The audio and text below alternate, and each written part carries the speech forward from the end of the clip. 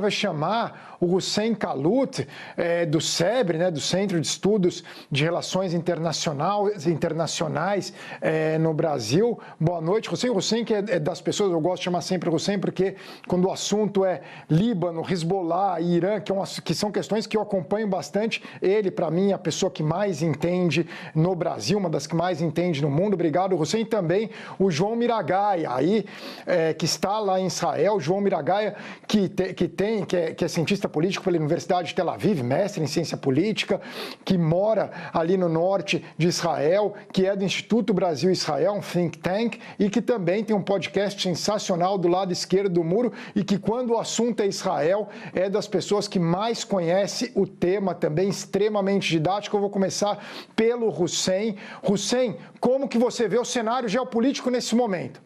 Como que está o Hezbollah nesse momento, o eixo Hezbollah e Irã? Acima de todos esses dois, os Houthis e as milícias iraquianas um pouco menos, mas esse eixo Hezbollah e Irã nesse momento, Hussein?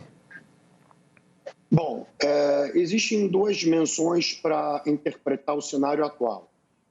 O primeiro cenário deles é que Israel optou por uma escalada muito rápida, contrária àquela que o Irã e o Hezbollah esperavam. Eles apostavam numa escala sucessiva, numa escala gradual, até a eleição americana, para que depois decidam o que fazer e qual intensidade estratégica e militar imprimir no curso do embate com Israel.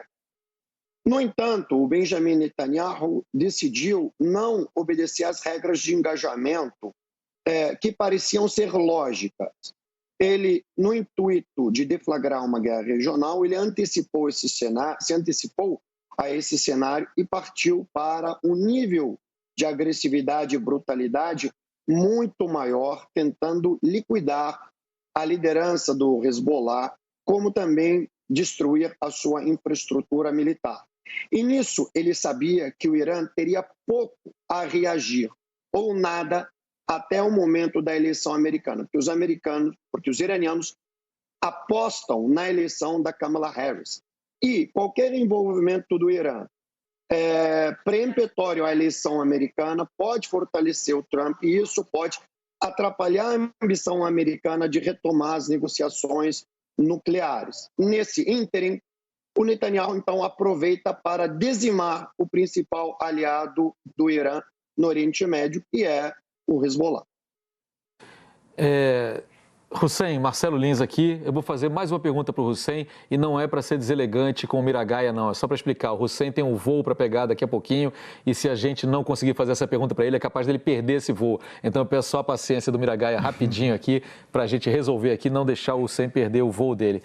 Hussein, são duas questões que me chamam a atenção nesse momento. Primeiro, a posição do Brasil. O Brasil, pelo fato de ser o receptor, digamos, da maior parte da chamada diáspora libanesa no mundo, né, por ter uma colônia libanesa realmente muito grande, e ter tido cidadãos nacionais seus mortos também nessas ações militares israelenses, ele tem algum papel a desempenhar nesse momento, fora o de tentar garantir a saída daqueles que desejam sair do Líbano, tentar entrar? Existe algum outro papel possível para o Brasil? E aí, emendando, só para aproveitar você aqui, o Irã não tomando nenhuma atitude agora pelas razões que você falou, mas devemos esperar ações de outros proxies, ou seja, de grupos armados, terroristas, em outros pontos que não necessariamente contra Israel, em resposta a esses ataques recentes e a elevação da temperatura como um todo, essa tragédia? Marcelo, eu responderia da seguinte forma. A segunda parte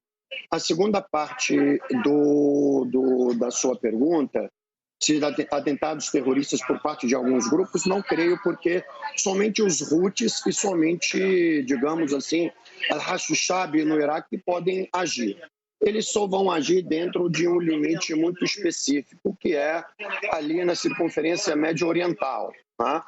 Agora, sobre a primeira parte da sua pergunta, eu entendo que eu vejo que o Netanyahu está numa vantagem enorme no tabuleiro no momento. E o tempo é uma variável fundamental até a eleição americana. E o que o Brasil pode fazer? O Brasil não pode fazer muita coisa, porque não tem força geopolítica para fazer nessa questão, apesar da diáspora libanesa. O que o Brasil pode, de repente, trabalhar, sim, de forma enérgica e articulada com os países da região, para tentar resgatar os brasileiros de origem libanesa que lá estão. Essa seria, talvez, a principal missão do governo brasileiro. No sentido de mediar um acordo de paz, um cessar-fogo, não creio que possa fazer. Não está no Conselho de Segurança, e além de não estar no Conselho de Segurança, o Brasil tem péssimas relações com o governo Netanyahu. E o governo libanês, no momento, ele praticamente está imobilizado. Obrigado, Hussein. Sei que você tem que pegar o voo, estou te vendo aflito aí. Boa viagem, Hussein. Lins, agora vamos conversar com o João Miragaia, que está lá no norte de Israel. Primeiro, eu sei que você mora não muito distante da fronteira com o Líbano. Eu não sei se você permaneceu na sua cidade ou se você se removeu para outra região de Israel, mas o que eu queria te perguntar, João, você já responde isso, mas eu queria te perguntar que aparentemente existe um consenso maior em Israel em relação à guerra do Líbano do que em relação à guerra de Gaza. É isso mesmo? Boa noite, Guga. Boa noite, Lins.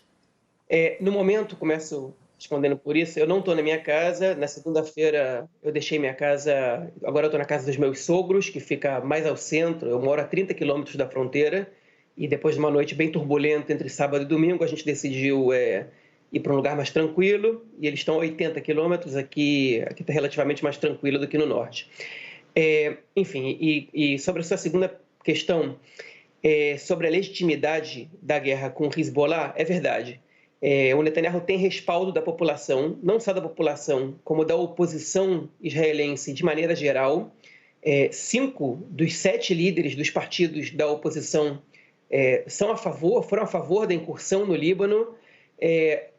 Só um deles se manifestou favorável a um cessar-fogo temporário antes da execução do Nasrallah, e existe uma percepção em Israel de que esse confronto com o Hezbollah era muito mais uma questão de quando do que de si, e nada melhor do que o momento quando eles estejam enfraquecidos para que esse ataque seja realizado, para que os cidadãos do norte do país retornem às suas casas. Ao passo que a guerra em Gaza, a gente já tem pesquisas, uma série de pesquisas que mostram que a maior parte da população é favorável a um cessar-fogo que permita a volta dos reféns, ainda que isso termine totalmente com a guerra sem a eliminação do Hamas.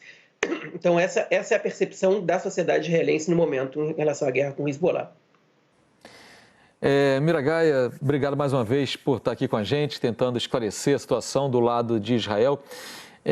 A sua percepção e a percepção em Israel é que depois desses ataques, que a gente sabe que não dá para chamar de cirúrgicos, por mais que tenham eliminado boa parte da cúpula do Hezbollah, há também uma destruição gigantesca de infraestrutura civil, há centenas de mortos, inclusive brasileiros, inclusive franceses nisso tudo. Mas, de toda forma, nesse ponto, você diria que Israel está hoje mais seguro do que estava antes dessa incursão, ou a gente está partindo para um outro momento de incerteza, inclusive com essa possibilidade cada vez maior de uma ocupação parcial do sul do Líbano ali?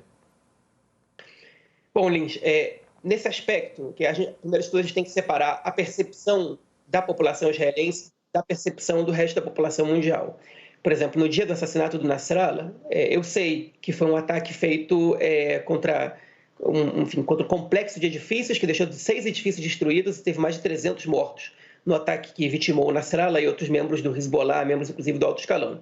Essa informação ela saiu em raríssimos meios da mídia israelense. Aqui só se falou na execução do Nasrallah. Então, a percepção de que os ataques contra o Hezbollah no Líbano, eles deixam um número grande de civis mortos, ela não é sentida pela sociedade israelense, primeiro porque a própria mídia local não transmite essas informações.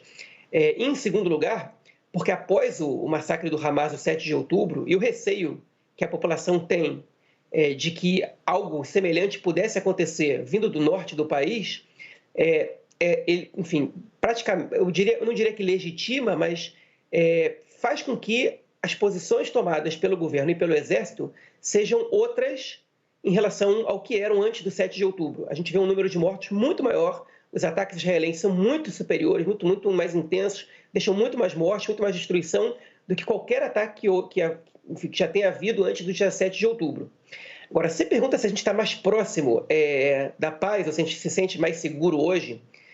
Não, claramente a gente não está mais seguro hoje. A gente tem foguetes caindo pelo norte de Israel inteiro e, eventualmente, também na região central do país e até no sul em Eilat, lançado pelos Houthis, né? Drones e foguetes têm sido lançados. Então, hoje, a gente não está mais seguro. Se esses ataques vão conseguir enfraquecer, debilitar o Hezbollah para forçá-los a fazer um cessar-fogo com Israel em condições melhores da que eles impunham anteriormente, a gente ainda não sabe.